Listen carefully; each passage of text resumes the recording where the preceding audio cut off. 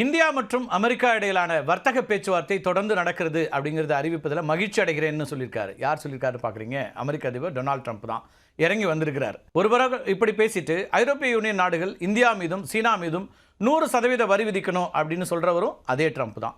ட்ரம்ப்போட எந்த முகத்தை நம்புறது அப்படிங்கிறது தான் இப்போ உலகத்தினுடைய ஒரு கேள்வியாக இருக்குது. உலகம் விழிப்புதுங்கி நிற்குது அப்படின்னே சொல்லலாம்.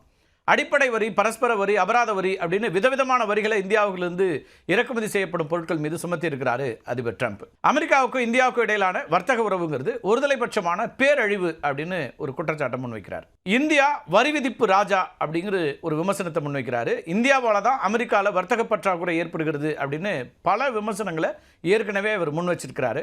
ட்ரம்போட விமர்சனங்களை பொருட்படுத்தாத பிரதமர் மோடி ஷாங்காய் ஒத்துழைப்பு மாநாட்டில் சீன அதிபர் ஷி ஜின்பிங் மற்றும் ரஷ்ய அதிபர் புதின் ஆகியோரை சந்தித்து பேசினார். அவங்களுடைய அந்த சந்திப்பு காட்சிகள்லாம் உலகம் முழுக்க உற்று நோக்கப்பட்டதாக இருந்துச்சு. அவ்வளோ ஒரு இடைவெளி குறைந்து 3 தலைவர்களும் ஒன்றாக இருந்த அந்த காட்சிகள் அப்படிங்கிறது அமெரிக்காவையும் கண்ணை உறுத்தக்கூடியதாக மாறுச்சு.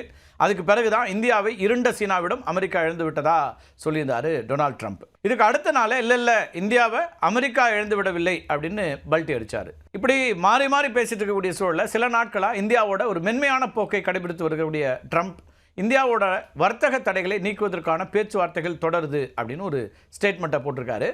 பிரதமர் மோடியோட பேசுவதற்கு ஆவலோடு இருக்கிறேன் அப்படிங்கிற ஒரு கருத்தையும் தன்னுடைய ட்ரூத் சோஷியலில் பதிவாக போட்டிருக்காரு. இப்போ இந்த நிலைமையில் தான் ட்ரம்ப்போட இந்த ஸ்டேட்மெண்ட்டுக்கு அவர் ஒரு ட்ரூத் சோஷியலில் ஒரு மெசேஜ் போட்டார் இல்லையா, அதுக்கு பதிலளிச்சிருக்கக்கூடிய இந்திய பிரதமர் மோடி என்ன சொல்கிறாருன்னா, இந்தியாவும் அமெரிக்காவும் நெருங்கிய நட்பு நாடுகள், இயற்கையான கூட்டாளிகள் அப்படின்னு நம்ம பிரதமர் சொல்லியிருக்காரு.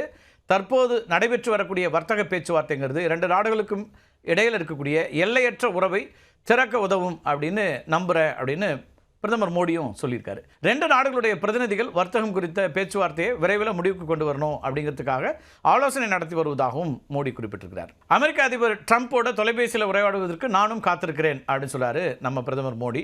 இந்திய அமெரிக்க மக்களுடைய வளமான எதிர்காலத்திற்கு ஒன்றாக இணைந்து பணியாற்றுவோம் அப்படின்னு ஒரு கருத்தையும் நாம் சொல்லியிருக்கிறோம். இப்படி 2 தலைவர்களும் சோஷியல் மீடியாவில், சமூக வலைத்தளங்களில் நேரடியாக தங்களுடைய கருத்துக்களை பதிவு செய்து ஒரு மென்மையான போக்கை கடைபிடிக்கக்கூடிய சூழலில் தான் இந்தியா மற்றும் சீனா மீது ஐரோப்பிய யூனியன் 100% வரி விதிக்கணும் அப்படின்னு கோரிக்கை விடுத்திருக்காரு ட்ரம்ப்.